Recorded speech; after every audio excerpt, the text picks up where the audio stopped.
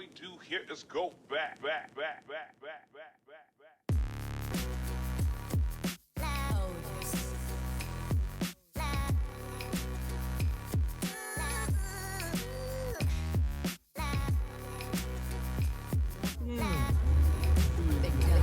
Good afternoon, everybody. That's better. How's everybody doing? Huh?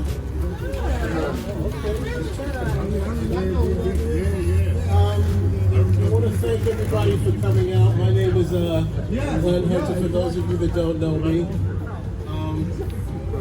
I grew up in Riverton so many years ago. I won't tell you how many.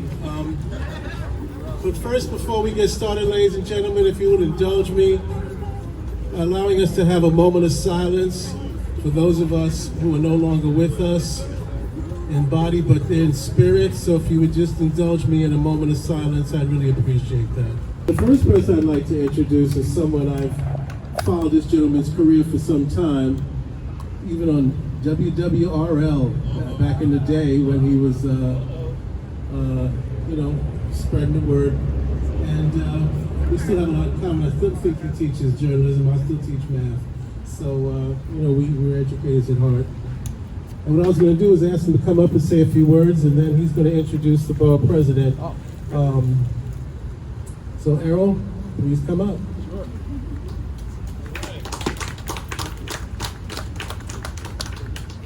Thank you, Glenn, and welcome to everybody. Glenn Hunter, I will tell you, is a very persistent man. I think he told me about this event maybe 8 or 9 months ago. And as he knows, when you have somebody that far in advance, they can't say, well, I'm busy that weekend. He and I have had a dialogue over the months and years because he knows of my interest in politics. I am currently the political anchor at New York One News. And then before that, wrote a column in the Daily News. That column is now in New York Magazine.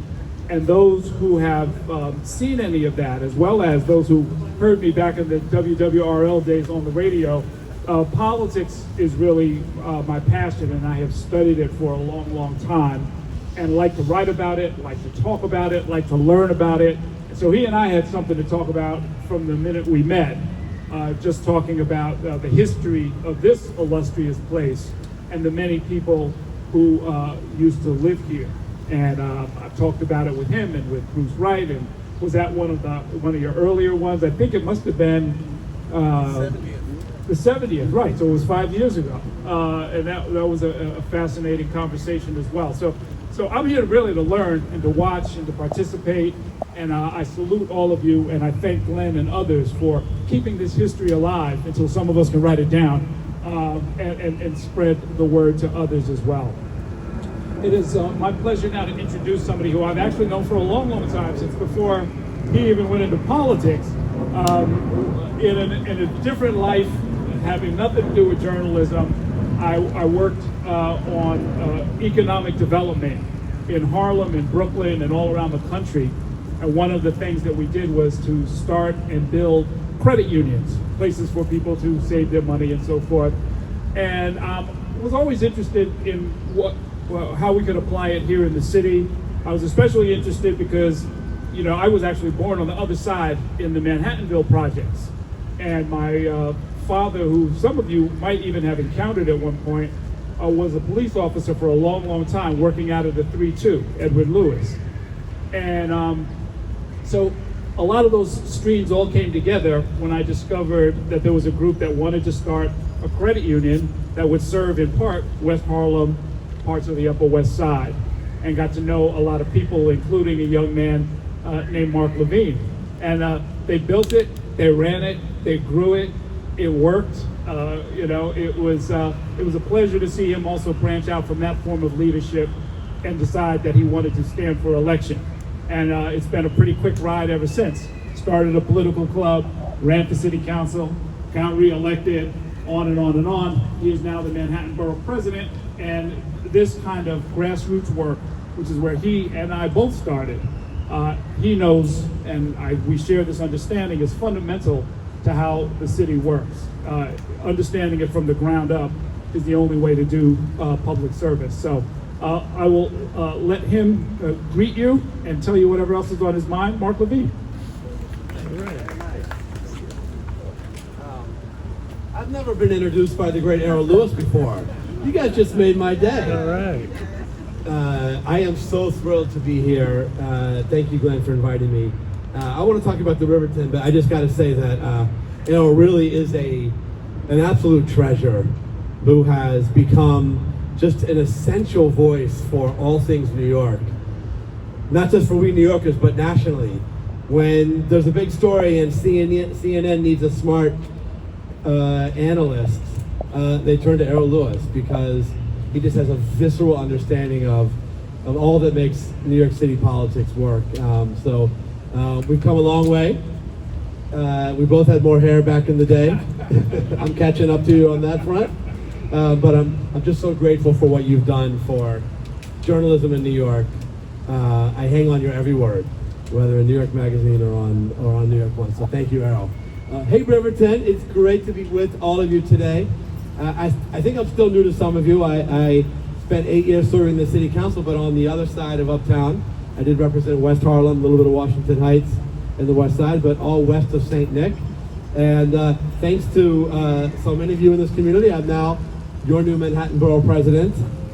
We got huge support here uptown. I would not have been elected if it wouldn't have been for the support here uptown. So thank you, thank you, thank you. But we're really here to talk about history and to talk about what the Riverton represents.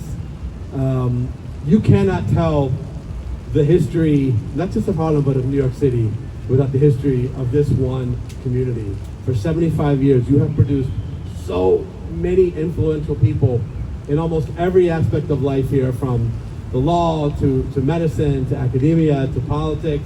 Of course, still home to my great friend Keith Wright, former assembly member and now county leader, one of the many, many shining stars to emerge out of this development.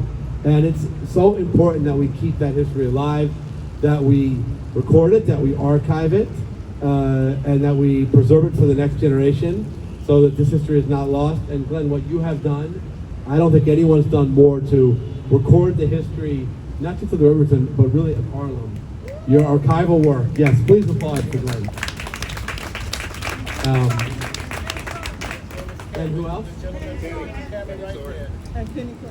Thank you so much, sir, for your help as well. Thank you. See, he's even archiving this event today. I mean, that's dedication.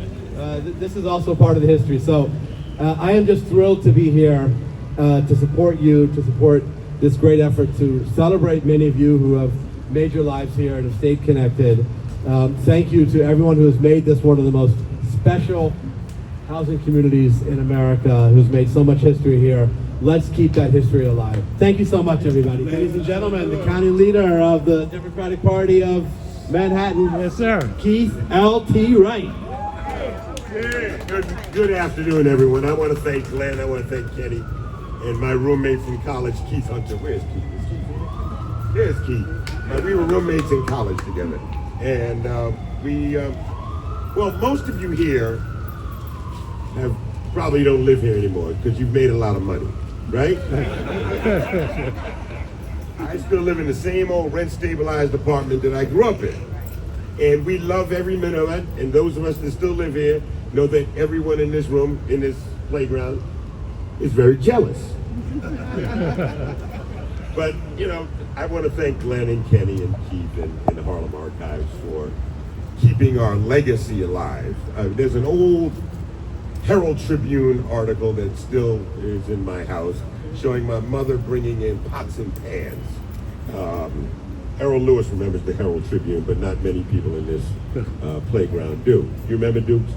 I actually live in Charles Dukes' apartment, where he grew up, right there on the main floor. Coming back with my stuff. And you're coming back. I know you are. I know you are. But this is, you know, this is a great occasion.